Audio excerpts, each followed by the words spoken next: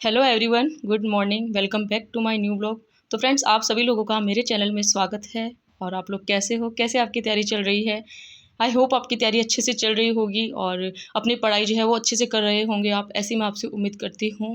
तो अभी बज चुके हैं सुबह के 10 और अभी मैं लेके बैठी हूँ यहाँ पे मैथ का मेरा नेक्स्ट टॉपिक मैं यहाँ पे लेके बैठ रही हूँ, रेशियो, अनुपात और समानुपात। वैसे तो मैंने 10th में ही पढ़ा था, उसके बाद में इसको नहीं पढ़ा है, लेकिन अभी मैं कोशिश करूँगी कि मुझे समझ में आ जाए। तो बस सुबह के 10 बज चुके हैं और मैथ से ही मेरे दिन की शुरुआत हो गई है।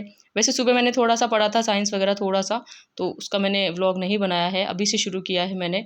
और घर का जो काम वगैरह है वो हो गया है। वैसे तो मेरा काम 9 बजे हो गया था, लेकिन मुझे 1 घंटा एडिटिंग करने में लग गया, तो 10 बजे बैठ गई हूँ मैं। और करते हैं हमारी पढ़ाई की शुरुआत बहुत अच्छी लाइन से कि your best teacher is your last mistake. तो हमें ध्यान रखना है, हमारा जो वो कहते हैं ना बेस्ट टीचर कौन है, तो बस वही है जो हमारी लास्ट मिस्टेक है। तो बस इस बात का हमें हमेशा ध्यान रखना है, हम कौन सी मिस्टेक करते हैं और उस मिस्टेक से हमें क्या सीखने को मिलता है, जो गलती हम करते हैं उससे हमें क्या सीखने को मिला है और ऐसा हम क्या करें कि वो गलती दोबारा हमसे ना हो। तो हमें हमेशा पढ़ाई करने के दौरान इन बातों का ध्यान रखना ज़रूरी है, क्योंकि गलती जो होती है ना वो हर इंसान से होती है। लेकिन असल में हमारी पढ़ाई जो है या फिर हम सक्सेस तक जब पहुँचेंगे, जब हमारी गलती को हम सुधार लेंगे और हमें पता चलने लगेगा कि हम यहाँ पे गलती कर रहे हैं, हमसे ये गलती हो रही है, तो हम प्रयास करेंगे कि वो गलती हमसे दोबारा ना हो। क्योंकि हमसे बहुत बार गलतियाँ होती है, ये तो आपने देखा होगा। जब भी हम पेपर देने जाते हैं ना, तो हमें ये लगता है कि हम नेगेटिव मार्किंग के मतलब नेगेटिव मार्किंग का हमें डर लगता है। लेकिन मैं खुद अपनी बात बता रही हूँ, मतलब मेरे साथ भी यही होता है। जब भी मैं पेपर देने जाती हूँ कोई सा भी, जो हमने कई फॉर्म भरे हुए होते हैं, तो उस टाइम मुझे ऐसे लगता है कि ये भी मुझे आता है, ये भी मुझे आता है, ये हमारी सबसे बड़ी गलती है। और ओवर कॉन्फिडेंस में आ जाते हैं हम बहुत ज़्यादा, मैं खुद भी आ जाती हूँ। तो हम सभी के साथ में ये होता है, मैं ऐसा मेरा मानना है। तो वहाँ पे वो सब चीज़ें, मतलब हमें यहाँ वहाँ पे ये चीज़ अब मैटर करती है कि हमें वहाँ भी बहुत वो कहते हैं ना एक समझ के साथ में पेपर देना है। वो समझ हमें बनानी पड़ेगी और मुझे भी बनानी है, आपको भी बनानी पड़ेगी, जिससे कि हम गलतियाँ कम से कम करें। और वहाँ तो हमें ये लगता है कि ये क्वेश्चन का आंसर भी हमें आता है, ये क्वेश्चन का आंसर भी हमें आता है, और ये वाला या ये वाला ऑप्शन होगा या ये वाला ऑप्शन होगा, ऐसे करके हम टिक करके आ जाते हैं। और बहुत सारे जो नेगेटिव क्वेश्चंस होते हैं ना, तो वो बहुत सारे करके आ जाते हैं, हमें लगता है कि वो हमारे सही गए हैं, उसके बाद जाते हैं रॉन्ग। अभी मैं आपको एक बात बताती हूँ, मेरी ये जो यूआर वाला पेपर था उसकी मैंने तैयारी नहीं की थी अभी। तो मैं इसका पेपर दे के आई थी, तो उस दिन भी मुझे धाराएँ याद नहीं थी इसकी, और मैंने तैयारी भी नहीं की थी। अगर 10 दिन भी इसको देती तो मैं धारा तो याद कर ही लेती उसकी, है ना। लेकिन मैंने धाराएँ वगैरह याद नहीं की थी, और जितना मतलब इसमें जो मेरा ए पार्ट था वो थोड़ा बहुत तैयार था, क्योंकि जीके वगैरह थोड़ी हम पढ़ते ही रहते हैं, तो वो सब थोड़ा मेरा था। लेकिन जो बे पार्ट था, जो धाराओं वाला, नगर पालिका के जितने नियम वगैरह थे, धाराएँ थी, वो मुझे इतने याद नहीं थे। लेकिन मैंने 2 दिन पहले उनको अच्छे से पढ़ा था, जितना पढ़ा वो मुझे आ गया था। लेकिन उसमें क्या है, मुझे ऐसे लगता था कि हाँ, ये धारा मैंने पढ़ी है, इसमें ये वाली धारा होगी। ऐसे करके है ना, मैं बहुत सारे उसमें नेगेटिव क्वेश्चंस करके आई हूँ। तो कट-कटा के मेरे उसमें शायद 40 या 45 नंबर आ रहे हैं, कितने में से, 120 में से। तो बस वही गलती हम करते हैं। एग्ज़ाम देने जाना बुरी बात नहीं है, लेकिन एग्ज़ाम से कुछ सीख के आना बहुत अच्छी बात है हमारे लिए।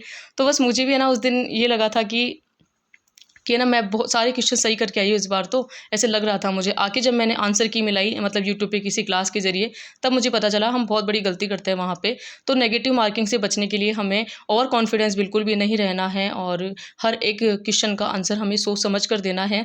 तभी जाके जो है हम नेगेटिव से बच पाएँगे, और जो हमारे नेगेटिव मार्क्स है वो नेगेटिव वाले मार्क्स जो है वो हमारे बच जाएँगे, नहीं कटेंगे, है ना। तो बस इस बात का हमें ध्यान रखना है।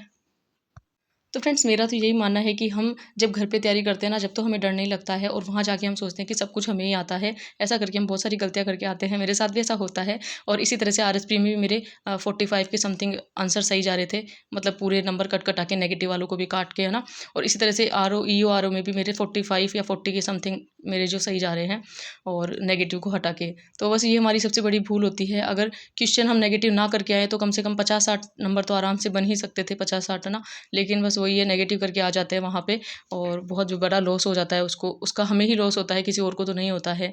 और ज़्यादा से ज़्यादा क्वेश्चन वहाँ अटेम्प्ट करने की सोचते हैं कट ऑफ के चक्कर में। तो उसी उसी चक्कर में मतलब क्या होता है हमारा, उसी वजह से हम बहुत सारे जो क्वेश्चन है वो गलत करके आ जाते हैं और फंस जाते हैं नेगेटिव के चक्कर में, है ना। तो बस वो नहीं करना है, थोड़ा समझ हमें और बनानी लगानी पड़ेगी, या फिर होता है हमारे अंदर हो सकता है रिवीजन की कमी हो, क्योंकि एग्ज़ाम सिर के ऊपर आ जाते हैं और हमारे रिवीजन पूरा ढंग से नहीं हो पाता है, उसकी वजह से भी हम एग्ज़ाम में अच्छे से नहीं कवर कर पाते हैं। ये सारी बातें मैंने सोची है, अपने आप मेरे माइंड में आती है, क्योंकि मेरे साथ ऐसा होता है, इसलिए मैं आपके साथ शेयर कर रही हूँ। हो सकता है आपके साथ भी ऐसा होता हो, तो वो सारी बातें सच है। क्योंकि एक वो कहते हैं ना, टीचर तो हमें बहुत अच्छे से समझाते हैं कि वहाँ पे ये गलतियाँ नहीं करनी है, वो करनी है, लेकिन हम जब खुद वहाँ पे प्रैक्टिकल, जैसे हम खुद वहाँ पे एग्ज़ाम अटेम्प्ट करने जा रहे हैं, तब जाके हमें पता चलता है कि हम वहाँ पे कितनी गलतियाँ करते हैं, कौन सी गलतियाँ करते हैं, किन बातों को हमें ध्यान रखने की ज़रूरत है, और इन सब बातों का हमें बहुत अच्छे से ध्यान रखना पड़ेगा। मेरे पास में कमेंट आया था कि दी मेरे रीड प्री में 72 मार्क्स आ रहे हैं, तो क्या मैं एलिजिबल हूँ? तो मैं आपको कहना चाहूँगी, ओबीसी से हैं वो, तो मैं इतना बताना चाहूँगी आपको, जितनी मुझे नॉलेज है ओबीसी में 80 या 82 के समथिंग मार्क्स लाने ज़रूरी होते हैं। लेकिन अभी आपको मैं एक बात और कहना चाहूँगी, आपको टेंशन लेने की बिल्कुल ज़रूरत नहीं है, क्योंकि नॉर्मलाइजेशन होगा और उसमें मार्क्स घटेंगे तो क्या बढ़ेंगे ही, है ना? तो उसमें मार्क्स बढ़ सकते हैं, तो आप टेंशन ना लें। नॉर्मलाइजेशन होता है, आपको पता है हर एक एग्ज़ाम में होता ही है, तो अभी आपको टेंशन नहीं लेने की ज़रूरत नहीं है। अगर आपके 6 से 7 नंबर भी बढ़ जाते हैं तो आपके लिए बहुत अच्छी बात है, तो बस आप टेंशन ना लें। और 72 में तो मुझे नहीं लगता प्री क्लियर हो पाएगा, क्योंकि मैंने जहाँ तक सुना है ओबीसी में 80 या 82 के समथिंग मार्क्स लाना ज़रूरी है प्री क्लियर करने के लिए। तो कोई ना, अभी तो आप टेंशन मत करें, उसके बारे में ना सोचें, अभी जो भी आपका आगे एग्ज़ाम है उसकी तैयारी कीजिए, इतनी टेंशन वाली बात नहीं है इसमें। तो फ्रेंड्स, मैं आपको सिर्फ इतना सा बताना चाहती हूँ कि हमें ये बातें बताने कोई भी नहीं आएगा कि हमें क्या गलती हम करते हैं और कौन सी गलती हम नहीं करते हैं। हम खुद का एनालिसिस तो करते ही नहीं है। हम क्या, पेपर को तो देख लेते हैं कैसे क्वेश्चन आ रहे हैं, कहाँ से क्वेश्चन पूछे जा रहे हैं, उनको रेडी करने का हम सोचते हैं, लेकिन हम एग्ज़ाम में जाके वहाँ क्या क्या गलती करते हैं ना, ये बताने हमें कोई भी नहीं आएगा।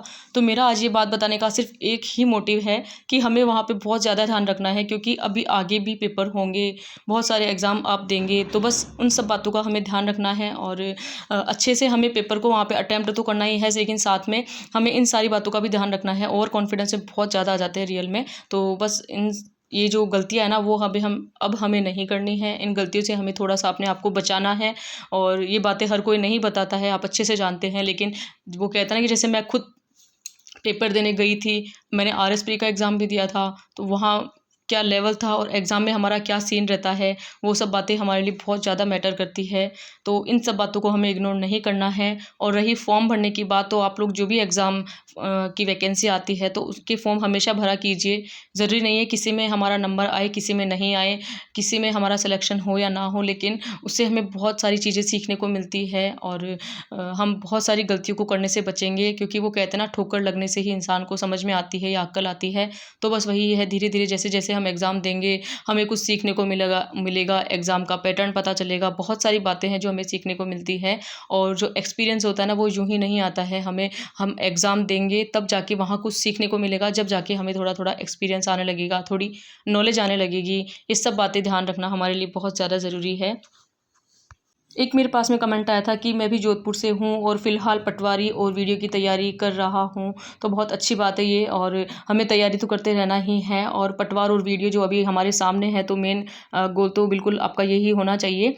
और बाकी जिनके सब्जेक्ट क्लियर नहीं है, तो वो अपने अदर सब्जेक्ट वो अपने अगले एग्ज़ाम की तैयारी कर सकते हैं। लेकिन जिनके थोड़े थोड़े टॉपिक क्लियर है, जिनका सिलेबस कंप्लीट है पटवारी का, तो वो पटवारी की तैयारी कर भी सकते हैं। जैसे अभी मुझे ले लो, मेरे साइंस, मैथ, इंग्लिश ये सब कुछ भी कंप्लीट नहीं है, तो मैं पटवारी का एग्ज़ाम देने जाऊँगी, लेकिन उसमें क्या सीन रहने वाला है ये मुझे खुद को भी नहीं पता है। तो बस सब्जेक्ट को स्ट्रॉन्ग कर सकते हैं, इसके अलावा हमारे पास कोई ऑप्शन भी नहीं है। लेकिन एक बात कहना चाहूँगी, जो भी तैयारी कर रहे हैं फ़िलहाल पटवारी व वीडियो एग्ज़ाम की, ग्राम विकास अधिकारी वाले एग्ज़ाम की, तो अच्छे से अपने सिलेबस को कंप्लीट कर लीजिए। और अगर आपके सारे सब्जेक्ट स्ट्रॉन्ग है ना, तो आपको टेंशन लेने की ज़रूरत नहीं है, अच्छे से आपका सिलेक्शन हो जाएगा। बस थोड़ा जी जान हमें लगानी है। तो फ्रेंड्स, मिलते हैं किसी नेक्स्ट ब्लॉग में। आई होप आपको मेरे ब्लॉग अच्छे लगते होंगे और आप अपनी जो डेली लाइफ है उसमें कंसिस्टेंसी बना के भी रख रहे होंगे। अगर आप चैनल पे नए हो तो चैनल को लाइक, शेयर एंड सब्सक्राइब कर सकते हैं। Thanks for watching.